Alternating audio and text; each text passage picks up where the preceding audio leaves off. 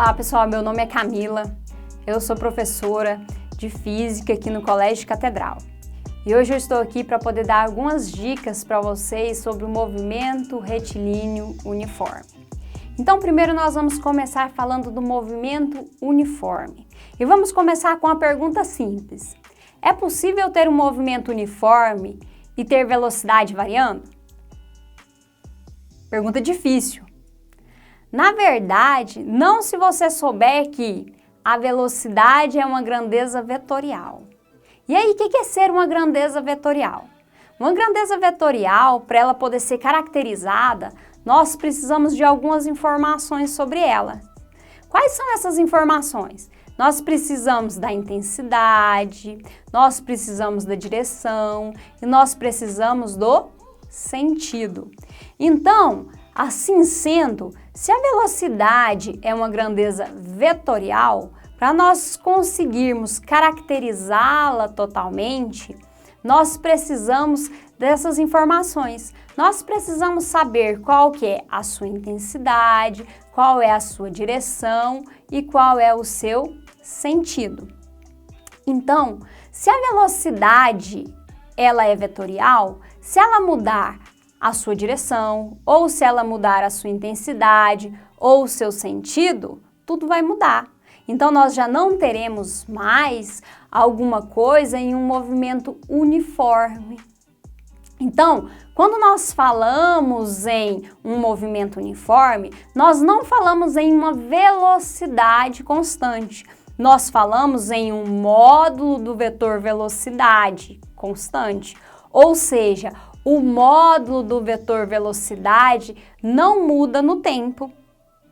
Então, se nós já falamos de vetor velocidade, se agora nós já sabemos que em um movimento uniforme a velocidade, o módulo da velocidade, do vetor velocidade é constante, nós podemos começar o estudo sobre o que seria um movimento retilíneo uniforme. Então, vamos lá descobrir o que é movimento retilíneo. O que seria ser retilíneo? Retilíneo é um corpo, é algo que não muda a sua trajetória. Ou seja, estar em um movimento retilíneo é estar em uma trajetória que ela não vai mudar no decorrer do tempo. Não vai haver uma mudança de direção. E estar em um movimento uniforme? Estar em um movimento uniforme é não mudar o módulo do vetor velocidade, ou seja, ter o módulo do vetor velocidade sempre o mesmo. Então vamos lá? Vamos definir o que seria movimento retilíneo uniforme, já que nós já temos todas as informações? Então o movimento retilíneo uniforme, ele se caracteriza por percorrer distâncias iguais em intervalo de tempos iguais. Ou seja, o módulo do vetor velocidade é constante e sempre diferente de zero. E aí, se nós já sabemos que esse movimento se caracteriza por percorrer distâncias iguais em intervalo de tempos iguais, nós podemos estabelecer uma relação matemática. Então vamos lá estabelecer essa relação matemática? Nós podemos dizer que a variação do espaço é proporcional à variação do tempo. Ou seja, quanto mais tempo eu permanecer naquela trajetória, maior vai ser o espaço percorrido por mim ou por aquele corpo que eu estou observando. E aí, se eu estou falando em variação de espaço e estou falando em variação de tempo, nós ainda podemos lembrar lá da velocidade média. Que velocidade média é dada por quem? Pela variação do espaço dividido pela variação do tempo. Com essa equação, nós conseguimos chegar lá na função horária da posição, ou função horária do espaço do movimento retilíneo uniforme. Como é que a gente vai fazer isso? Basta multiplicar ali, extremos por meios. Variação do espaço dividido por variação do tempo é igual à velocidade. Multiplicando o cruzado vai ficar como? Variação do espaço é igual à velocidade vezes a variação do tempo. E aí vamos lembrar o seguinte, se eu estou falando em variação, variação é sempre quem? Sempre o final menos o inicial. Então, vamos abrir a variação do espaço. Vai ficar espaço final menos espaço inicial é igual a velocidade vezes a variação do tempo. Veja bem, velocidade vezes variação do tempo. Vamos dar mais uma organizadazinha aí na nossa relação matemática? Então, se eu reorganizar meus termos, eu vou chegar na equação que diz o seguinte, que espaço final é igual a espaço inicial mais a velocidade vezes a variação do tempo. Então, essa equação é a equação geral do movimento retilíneo uniforme. E aí, você vai falar para mim, professora, eu não conheço essa equação, porque lá na escola eu aprendi que espaço final é igual ao espaço inicial mais a velocidade vezes o tempo. Já vou te dizer o porquê. A equação que tem a variação do tempo é para casos gerais. A equação espaço é igual ao espaço inicial mais a velocidade vezes o tempo é uma equação para casos particulares. Como é que nós fazemos então para chegar nessa equação de casos particulares? Basta eu igualar o tempo inicial a zero. Então lembra que variação é sempre quem? O final menos o inicial. Então se eu volto lá na minha equação para os casos gerais, espaço é igual ao espaço inicial mais a velocidade vezes a variação do tempo. Se eu abrir a variação do tempo, eu vou ter quem? Tempo final menos o tempo inicial. Se o tempo inicial é zero, o que acontece ali, ó? Ele vai deixar de existir, zerou minha equação. Vai me sobrar quem? Espaço final é igual ao espaço inicial mais a velocidade vezes o tempo. Então, chegamos na equação que é mais vista nos nossos livros e que nós também conhecemos por equação do sorvete, em que espaço final é igual ao espaço inicial mais a velocidade vezes o tempo. Quando é que eu posso usar essa equação? Todas as vezes que o exercício me permitir dizer que o tempo inicial naquela trajetória ou o tempo inicial daquele corpo é igual a zero. E aí, se nós conhecemos agora a equação, a função do espaço, nós podemos olhar para ela e lembrar lá de matemática que ela é descrita por uma equação do primeiro grau, ou seja, uma função do primeiro grau. Se ela é uma equação do primeiro grau, ela vai ter a variável dependente e a variável livre. Lembra quem é a variável livre? A variável livre é o tempo. E quem vai ser nossa variável dependente? A nossa variável dependente é a posição. Então, se nossa equação é uma equação do primeiro grau, se eu for fazer o gráfico dessa equação, nós sempre teremos o quê? Nós sempre teremos uma reta. Então, se eu for desenhar o gráfico para descrever essa equação, eu sempre terei uma reta. Essa reta, ela tanto pode ser de crescimento ou ela pode ser de decrescimento. Como é que eu vou saber se minha reta ela é crescente ou se ela é decrescente?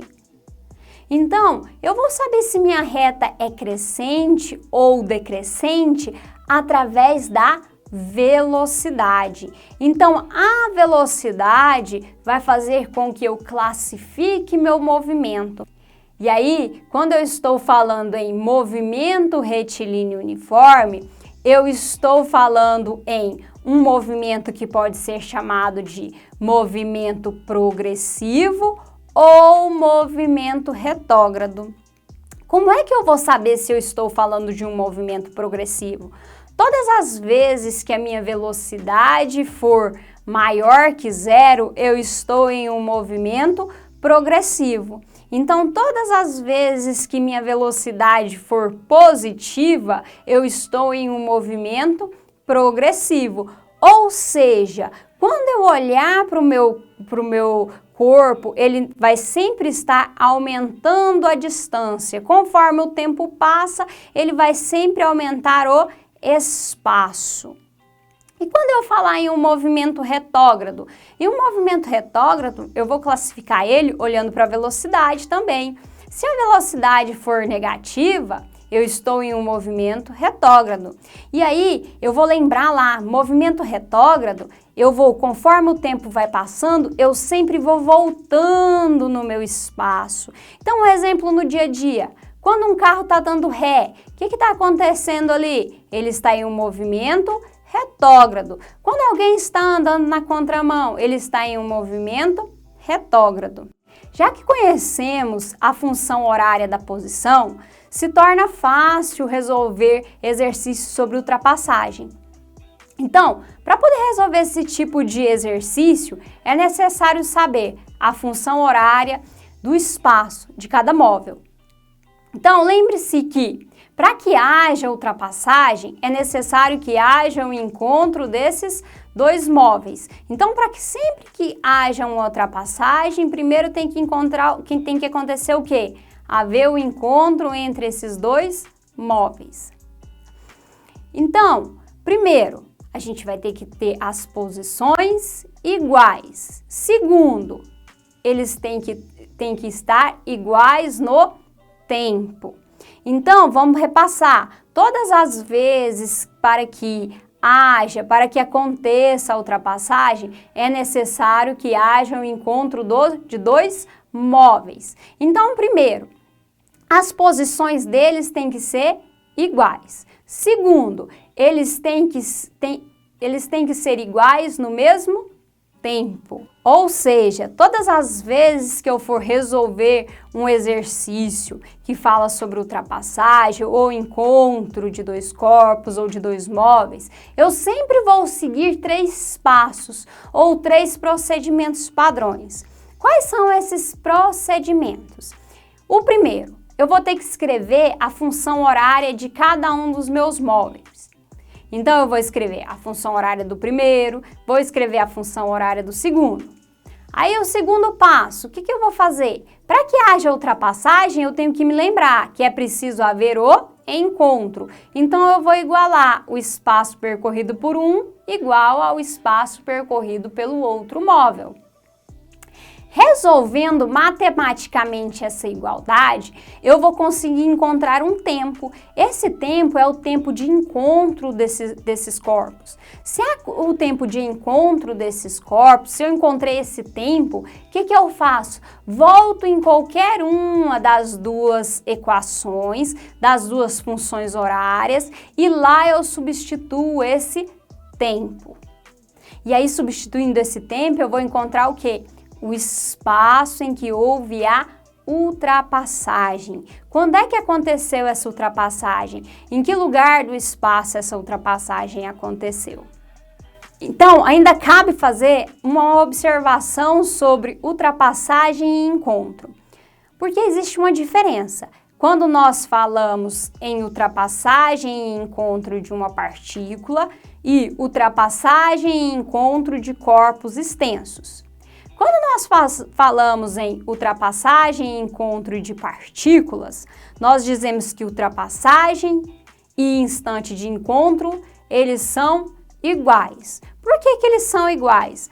Porque uma partícula é um corpo muito pequeno. Se ele é um corpo muito pequeno, suas dimensões são desconsideradas. Então, nós dizemos que o tempo de ultrapassagem é igual ao tempo de encontro. Então, quando nós falamos em ultrapassagem ou encontro de corpos extensos, nós estamos falando de coisas diferentes. Então, quando nós falamos em tempo de encontro e tempo de ultrapassagem de corpos extensos, nós estamos falando de coisas diferentes. Por quê? Nos corpos extensos, a ultrapassagem acontece quando um corpo passa pelo outro. Então, fica assim. Para as partículas, o tempo de encontro é igual ao tempo de ultrapassagem. Para os corpos extensos, o tempo de encontro é menor do que o tempo de ultrapassagem. Um exemplo é quando nós temos 2 trens. Qual vai ser o tempo de encontro? Como é que nós vamos calcular o tempo de encontro desses 2 trens? O tempo de encontro vai ser quando o ponto C for igual, quando o ponto C, o espaço percorrido pelo ponto C for igual ao espaço percorrido pelo ponto B. E aí, o tempo que eles gastarem para percorrer esse espaço, nós vamos chamar de tempo de encontro. Agora, quando o ponto A e o espaço do ponto D forem iguais, isso daí nós chamamos de tempo de ultrapassagem. Ou seja, o encontro é o tempo que ele gasta para percorrer o menor espaço e a ultrapassagem é o tempo que ele gasta para percorrer o maior espaço. Como é que nós fazemos para determinar o intervalo de tempo da ultrapassagem? O intervalo de tempo da ultrapassagem é igual ao tempo da ultrapassagem menos o tempo do encontro. E aí, se nós falamos em movimento retilíneo uniforme e nós já entendemos que é um movimento que não vai mudar a sua trajetória no decorrer do tempo, o módulo do vetor velocidade é constante. Nós estudamos que a equação horária desse movimento é uma função do primeiro grau. Ela é representada sempre por quem? Por uma reta. Agora nós temos que estudar quem são os gráficos desse movimento. Então, o primeiro gráfico que nós vamos estudar é o gráfico velocidade versus o tempo. E aí, se nós vamos estudar o gráfico velocidade versus o tempo, nós temos que nos lembrar que a velocidade, ela vai classificar esse movimento. Quando a velocidade for positiva, nós vamos ter o gráfico do movimento progressivo. Quando a velocidade for negativa, nós vamos ter o gráfico do movimento retrógrado. E aí, qual vai ser a cara desse gráfico? Então, quando nós tivermos um gráfico no movimento progressivo, a velocidade vai estar onde? Ela vai estar do lado positivo, paralelo à reta do tempo. Então, lá nós concluímos que o movimento se dá no sentido positivo da trajetória, ou seja, no sentido da trajetória. Conforme o tempo passa, o que vai acontecer com esse corpo? A distância dele sempre vai aumentando. Vai haver variação de velocidade? Não. A velocidade, o vetor velocidade, o módulo do vetor velocidade será constante. Agora, no movimento progressivo, o que vai acontecer com essa reta que vai indicar a velocidade? Ela vai estar abaixo do eixo do tempo, ou seja, ela vai indicar que esse corpo está em um movimento contrário ao da trajetória. E aí, estudado o gráfico da velocidade versus o tempo, nós temos que ver o gráfico da posição versus o tempo. Então, lembra o seguinte, que se nós estamos no movimento progressivo, o que vai acontecer com o espaço no decorrer do tempo? Se a velocidade é positiva, o espaço vai aumentar no decorrer do tempo. Então, não importa onde eu comecei a me deslocar, de onde eu parti, eu vou olhar para o meu gráfico e vou ver sempre uma reta crescente. E eu vou ler essa reta sempre de onde? De onde eu vou começar a leitura da minha reta? Sempre da esquerda para a direita. E aí, se eu estou em um movimento progressivo, esse sentido sempre vai aumentar. A trajetória, o espaço percorrido sempre aumenta com o passar do tempo. E aí, quando eu estiver em um movimento retrógrado, qual vai ser a cara do nosso gráfico posição versus o tempo? A velocidade é negativa, ou seja, o nosso móvel vai deslocar-se no sentido negativo da trajetória. Então, conforme o tempo vai passando, o que vai acontecendo aqui? O espaço vai diminuindo. Então, não importa onde eu parti, de onde eu parti, o que vai acontecendo com o meu espaço? Ele sempre vai diminuindo, ou seja, ele vai sempre no sentido negativo da minha trajetória. Por quê? Porque eu estou em um movimento retrógrado. E aí vale lembrar que quando nós formos ler um gráfico, o gráfico sempre vai começar sendo lido de onde? Da esquerda para a direita. Eu sempre vou ler a reta no movimento retilíneo uniforme da esquerda para a direita. Pessoal, então é isso. Essa foi mais uma dica de física para o Enem, para os vestibulares. Se você gostou, dá um joinha aí e até a próxima. Valeu!